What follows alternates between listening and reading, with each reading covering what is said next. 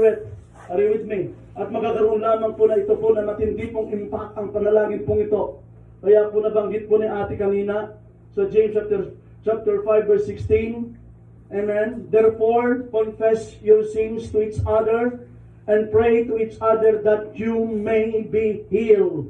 Meron pa na nangyayari na kapag tayo po ay nagpapatawad ng bawat isa, nagkakaroon po tayo ng forgiveness. Hallelujah. At doon lamang po tayo makakaroon po ng prayer at magkakaroon po ng manifestation po ito. Hallelujah. Ang sabi niya po doon tayo po mahil. Anong mahil po sa atin? Ang ating pong burden, ang ating pong sama ng loob, yung ating doubt, yung ating mga question. At ito po ay magkaroon po ng matinding impact. Kaya ang sabi niya po, the prayer of a righteous man is powerful and effective. Kaya did you believe that? Amen. That today, there's a powerful ang ating pong panalangin. Palakpakan natin po ang Panginoon. Hallelujah. Amen. Amen. Hallelujah.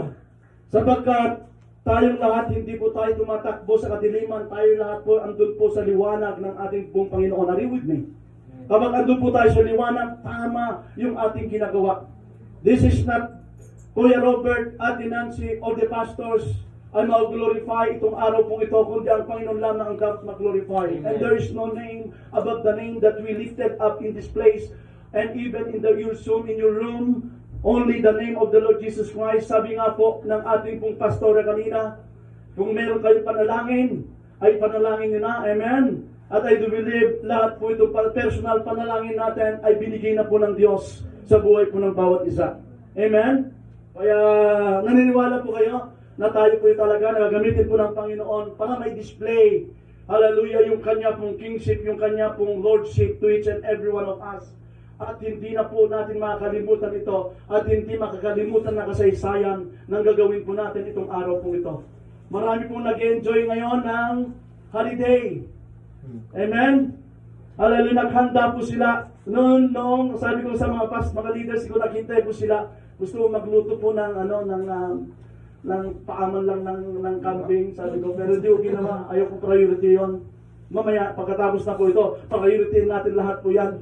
Amen po ba? Amen? Hindi ako priority po dyan. Ang priority ko po ngayon ay mabigyan natin ng kawalan ng Diyos itong araw po ito. Yes, Lord. Thank you, Lord. Nung nakaraang linggo, last Thursday po ay halos hindi ako makaakyat. Grabe yung aking naranasan. Nanginginig ng buo kong katawan. Then, commitment kailangan umakyat ka para makita ka rin ng mga leaders na andyan ka. Kaya nung magsalita po, konti na lang, nagugulat siguro mga kapatid, konti lang ngayon magsalita si Pastor. Garagal po ako, pero alam niyo mga anak, ganoon talaga pag may battle, masarap may battle, ay mo ba sasabihin mo later on ay, sabi ko nga po kanina, the Lord is do great thing for us and we are glad. Amen po ba? Tayo tuwa-tuwa at magalak.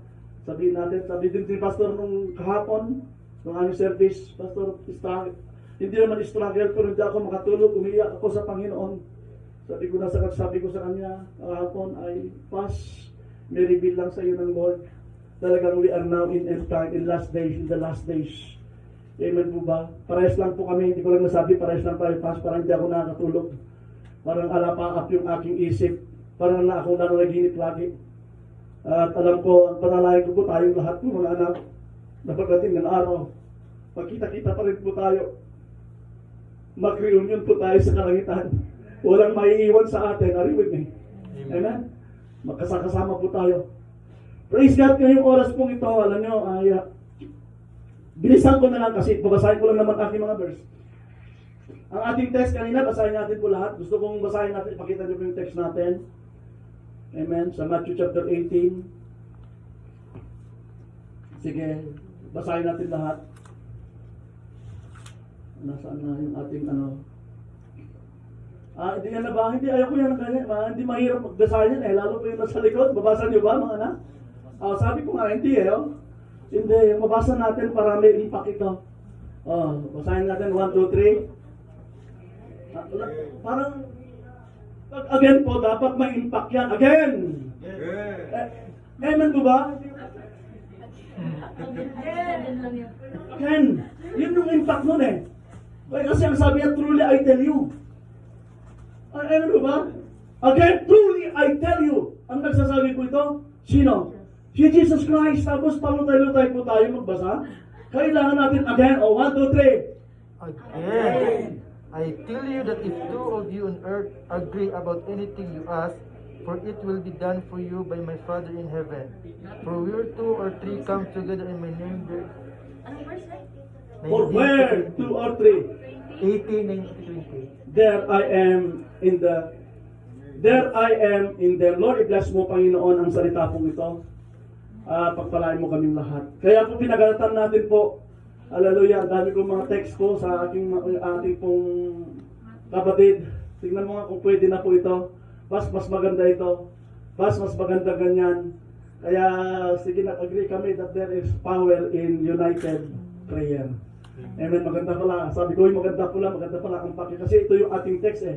Again, truly I tell you, if two of you agree sabi na po, about anything they ask for, it will be done for them by my Father in heaven. Grabe, ang ating Amang nasa kalangitan ang magsasagot po sa atin through His Son Jesus Christ. Kaya pala tayo nananalangin, amen, through our Lord Jesus Christ, hindi pwedeng hindi sagutin ang ating panalangin sapagkat nagdadirect po tayo sa kanyang Ama at siya po mismo ang mag-i-intercede at mag-aalay sa kanyang Amang nasa langit. Are you with me? For where 2 or 3 gathered in my name, I am with them. I am with them. Hallelujah. Kaya, did you believe that? Nakasama natin po ang ating pong Panginoon. Hindi lamang po libo-libo ang presence ng Lord ay narito, ang mga kanyang mga anghel. Amen? Kaya, united in prayer, kaya tayo talagang alam ko, may gagawin ang ating pong Panginoon. Pagkatapos po ito, tatapusin na po ng Lord ang pandemic na ito Yes, sa buong Lord. mundo. Jesus. Diba? Kailangan by faith tayo. Maalala ko yung faith, Hebrews chapter 11 verse 6. Therefore, faith without faith, you cannot please God. Whoever comes must believe. And without faith, it is impossible to please God. Amen. Anyone who comes, NIV anak. Sige, ayos na yan. Who comes, he must believe that He exists and He reward to those who earnestly seek Him. Who earnestly seek Him. He reward. Hallelujah. Amen po ba? Sinisik ba natin earnestly ang ating pong Panginoon kaninang umaga? Dapat, mga kapatid, ito lang po ang gusto kong masabi. Bilisan ko lang. Alam ko ay handa na po yung mananalangin mamaya. Medyo lumalim yung ating panalangin mamaya, mga kapatid. Remember, sabi niya po, ilagay mo lang yung ating text dyan, anak. Huwag mo nang alisin. Tandaan natin again, truly I tell you. Amen. Remember, just manifest His presence in His special way when 2 or more of His disciples, or two or more, hallelujah, ay tayo po ay nagmi-meet at nag-pray po tayo. Are you with me? Tandaan po na, mayroon pong manifestation ni Jesus Christ. Kapag tayo po ay nananalangin at siya mismo ang mag-o-order, siya mismo ang mag-i-intercede at magsasabi sa kanyang Ama. Sabi niya kasi doon, ano ba? Sabi niya po doon kanina, it will be done for them by my Father in heaven. It will be done for them by my Father in heaven. At alam ko, sinagot na po tayo ng ating pong Panginoon. Do you believe me? Amen? Hallelujah. Ano na lamang po ito? Ay confirmation na lamang po yung gagawin po natin. Maalala ko rin po yung Revelation chapter 8 verse 4. The smoke and the incense together of the prayer of God's people goes up to God from the angel's hand. Kaya yung panalangin natin kanina, sabi ko habang umiyak po ako diyan sa upuan ko, Lord, hallelujah, walang makakaagaw ng mga panalangin ng mga pastor in spiritual realm, sapagkat susalubungin na po ng libu-libong anghel sa kalangitan at ihahandog sa ating Amang nasa langit, amen, parang isa pong ensenso ang ating panalangin na amoy ng ating Diyos sa kalangitan. Are you with me? Amen. Ganun po yung ating panalangin, lalo po yung pag-iyak po natin. Alam ko mapakinggan tayo ng ating pong Panginoon. Yes, Lord. Amen? Sabi ko po dito, if there is a time we need to pray, it is now. It's now. Ngayon na po. Huwag na bukas. Ngayon na po ang gagawin natin pag may time po tayo. If there's a time we need to seek God's face, it is now. Ngayon na, hindi na bukas. Ito yung sabi po ng 2 Corinthians chapter 7, verse 14, if my people who are called by my name humble themselves and pray and seek my face and turn from their wicked ways, then I will hear from heaven, I will forgive their sin, and I will heal their land. Kaya po mga kapatid, hallelujah mga magulang at mga kapatid sa Zoomline, kung meron kayong pagkakataon na isik ang ating Panginoon in through our prayer, gawin na natin po ngayon. Amen. If there's a time we need to trust God completely, ngayon na. Ngayon na.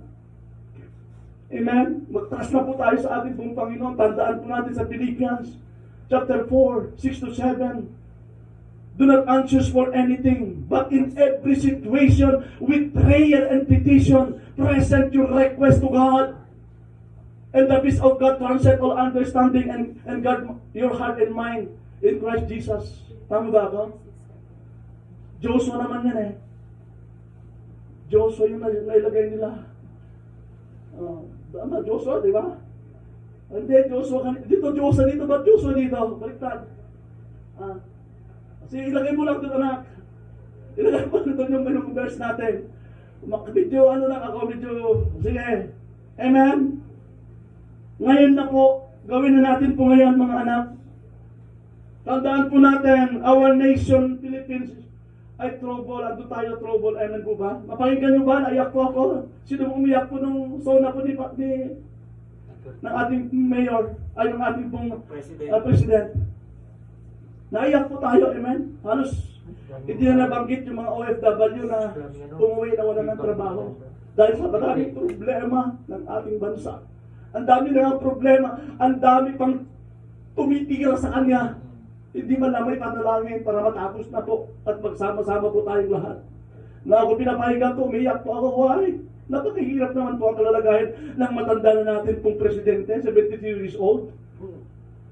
Natapos na, almost matatapos na po ang kanyang termino. Ang natalo pong mga partido ng iba pong tumakbo ay hanggang ngayon, tinutusik pa rin po siya. Inuusik pa rin po siya, pinipilit na hindi maganda ang takbo ng bansang Pilipinas. Nasa bingit po tayo ng trouble, grabe, mga kapatid. Kaya siya sabi ko lagi, tayo po yung gagamitin ng Panginoon to intercede our nation. Tama lang yung ating puso. Are you with me? Trouble na po ang ating nation. It's not only in our nation. Hallelujah, maging sa whole world. We need to pray to God. Hallelujah. Pray to our nation all over the world. Ito po ang ating kailangan ngayon. Amen po ba? Kaya mga kapatid, sabi mo yung sarili mo, ako, ang gagamitin mo, Lord, para mag-deliver na ang aming bansang Pilipinas. Ang aming bansang Pilipinas sa kahirapan. Amen? Sa pandemic na ito. Yes, Lord. At I do believe, ang prayer ko po, bumalik na po ang normal sa ating bansang Pilipinas. Amen. Ang sabi ko nila, sa Manila naman po, binalik na naman yung CQ,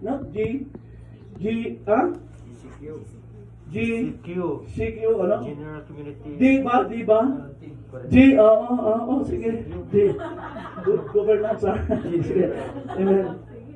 Pero ang hirap, ano po, pero hindi. Sabi ko nga po kanina, balik na ano po pa kanina, di ba? Na talagang hindi tayo makakaroon po ng matinding ano po.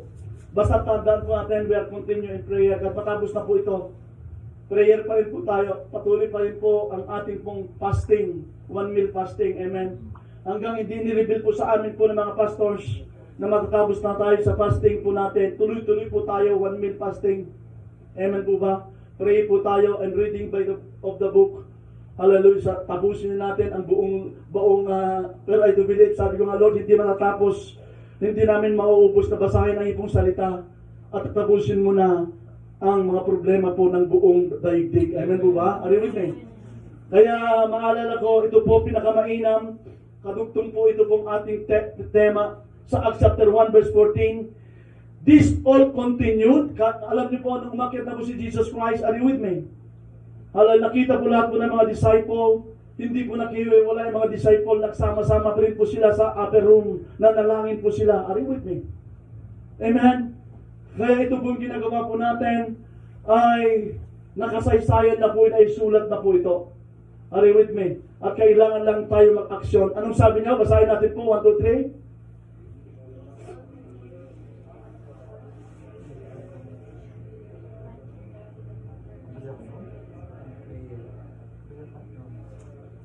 Pagkatapos po nakita po nila, umakyat po si Jesus Christ sa kalangitan.